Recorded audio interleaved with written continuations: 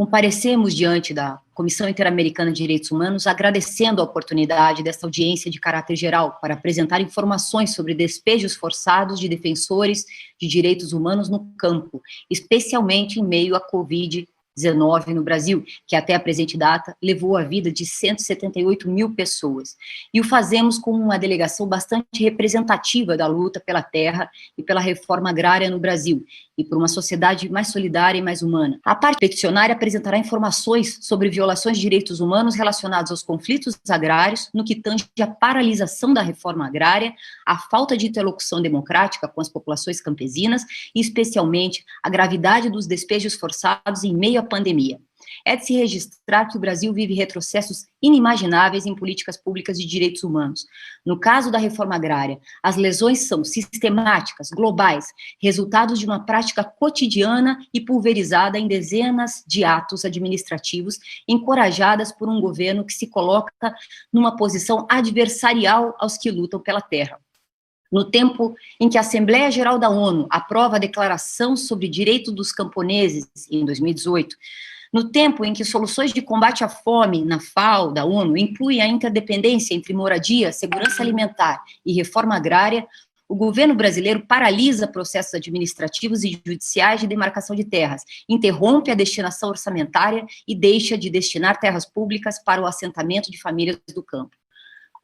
Apenas uma das inúmeras consequências do não fazer estatal é o acirramento das disputas fundiárias, que afetam territórios de ocupação estável, assentamentos, terra, trabalho, moradia, saúde, educação, direitos interdependentes. Gostaria de registrar muito rapidamente alguns pontos. O primeiro é que os despejos forçados seguem acontecendo, inclusive o governo Bolsonaro vetou um artigo aprovado pelo Congresso Nacional que impedia a realização de despejos. Então, várias comunidades seguem ameaçadas de despejo durante esse período de pandemia.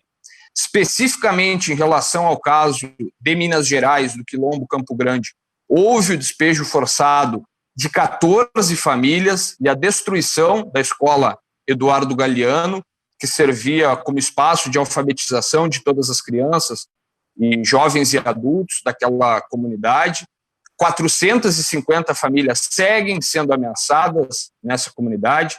Especificamente em relação ao questionamento da concessão de direito real de uso e a forma de regularização dessas áreas, está presente na Constituição do Brasil, no artigo 189, a possibilidade apresentada aqui, e também de modo muito específico no artigo 18 da Lei 8.629, o nosso entendimento é que as comunidades precisam ser ouvidas pelo Estado brasileiro e optarem pela melhor forma de regularização de seus territórios.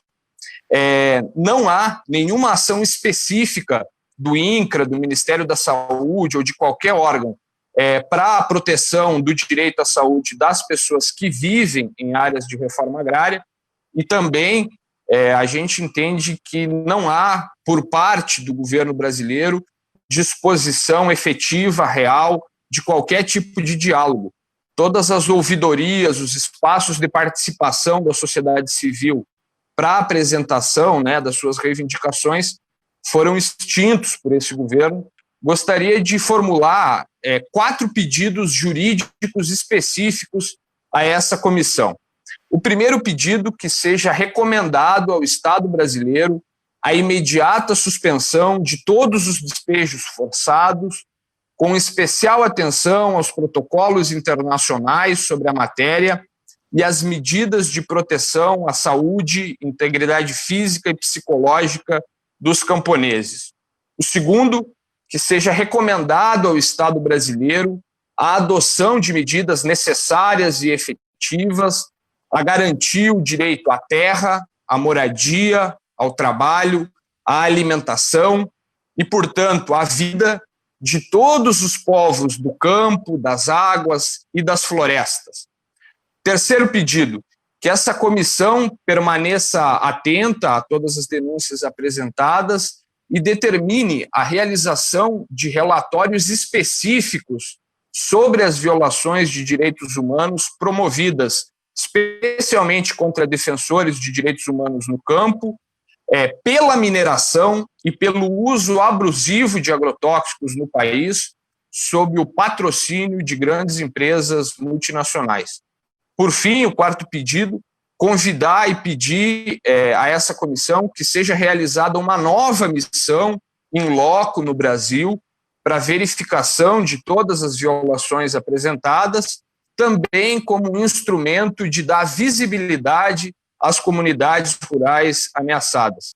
Destacar que se o governo brasileiro de fato está disposto a proteger os povos do campo, que assine a Declaração das Nações Unidas sobre os direitos dos camponeses e outras pessoas que trabalham nas zonas rurais, declarada, na Assembleia da ONU em 2018. Acho que esse também é uma importante declaração em âmbito internacional que ajudará essa comissão e a própria Corte Internacional de Direitos Humanos a construir uma jurisprudência em nível internacional que resguarde o direito social dos povos do campo. Então, muito obrigado a todas e todos. Gostaria de, então, afirmar que no dia 2 de setembro nós fomos surpreendidos com a medida que autorizaria o uso da Força Nacional. Fomos surpreendidos porque, pela primeira vez, nós estamos vendo o INCRA reintegrando famílias que já são assentadas. No assentamento Jaci Rocha, o assentamento Rosa do Prado e diversos assentamentos no município de Mucuri, já são assentamentos. E quando nós estamos falando de reintegração de posse, é porque no caso do assentamento Jaci Rocha, o INCRA encaminhou ao Poder Judiciário uma solicitação de reintegração de posse a diversas famílias que eles estão dizendo que são irregulares, mas são famílias que já foram acampadas desde 2010 e que até hoje residem no acampamento, que só não estão regularizadas por falta de atenção e atendimento do Instituto Nacional de Colonização e Reforma Agrária, que é o INCRA. No assentamento Rosa do Prado, assentamento que foi vítima de 20 despejos, e agora o 21º despejo aconteceu em uma área que não era uma escola, mas que sim a antiga sede da fazenda, onde aconteceu no mês de janeiro um curso de formação, e depois de 8 meses o INCRA foi fazer uma reintegração de posse que foi pacífica porque não havia ocupação, era apenas um curso. Então o INCRA tem atuado no sentido de coibir as famílias.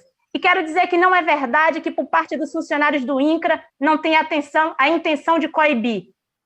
A decisão se vai notificar ou não as famílias depende o tempo inteiro de se as famílias dizem se são do MST ou não. Há um incentivo por parte dos funcionários, que se as famílias disserem que estão do lado do MST, que elas serão notificadas e despejadas dos assentamentos. Nesse sentido, quero dizer que a região Extremo Sul é uma região que tem mais de 8.000 famílias acampadas, aguardando a posse da terra, e que a predisposição do INCRA, ao invés de negociar mais de 31.000 hectares de terra, que já está negociada com as famílias, o INCRA está entrando para dentro dos assentamentos. Não são áreas de conflito, são assentamentos para despejar famílias que já vivem lá desde o ano 2009. Então, a nossa denúncia não é caluniosa.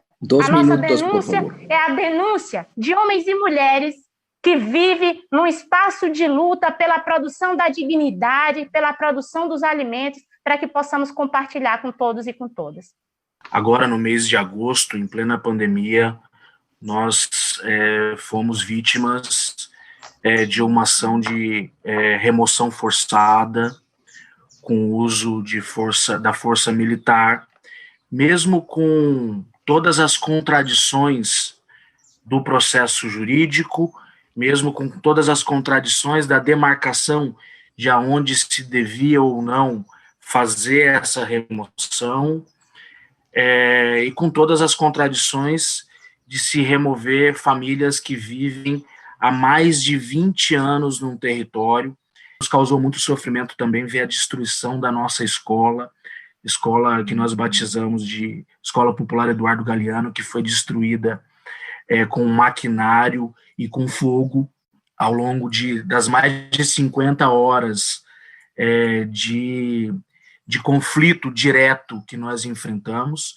E nos causou muito sofrimento também ver o aumento comprovado do número de casos de Covid no nosso município de Campo do Meio, que antes dessa ação truculenta e em meio à pandemia, com a presença de batalhões de todos os municípios concentrados. Nesses últimos anos, mais de 80 mil famílias acampadas na beira de estradas ou em áreas irregulares que estão esperando por providências. Essas famílias vivem em condições precaríssimas, em barracos, sofrendo todo tipo de necessidades que se acumulam ainda agora com as dificuldades do Covid. O governo também, como disse a companheira Carol, não atendeu outros setores da população, como os quilombolas, que não há nenhuma área legalizada deles, e olha que são 1.748 processos esperando a sua definição lá no INCRA, assim como o governo atual não legalizou nenhuma área indígena. Ao contrário, o governo está estimulando a mineração em área indígena, da qual se tem notícias por jornais que já temos 20 mil garimpeiros ilegais atuando em áreas indígenas da Amazônia, causando todo tipo de problema ambiental, porque eles usam mercúrio e levando enfermidades para a nossa população, dos nossos ancestrais. Não efetivar a reforma agrária, o Estado brasileiro está tomando políticas de destruição daquilo que nós já tínhamos avançado. E a forma principal que eles usam é entregar títulos de propriedade privada, porque eles sabem que na primeira dificuldade do beneficiário da reforma agrária, ele vai vender o lote. E com isso desmoraliza o processo do direito à terra e reconcentra a propriedade naqueles que têm capital. O INCRA está escondendo dos assentados o direito que eles têm a um título que lhe dá segurança e propriedade que nós conquistamos na Constituição, que se chama concessão real de uso, que protege os direitos do trabalhador, dá as garantias de herança, porém o proíbe de vender.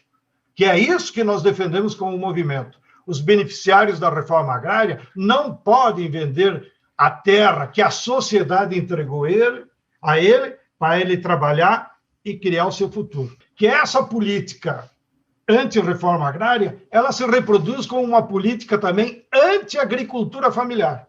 E olha, o Brasil é o país da América Latina que temos maior número de famílias camponesas. Nós temos 4 milhões de famílias camponesas no Brasil.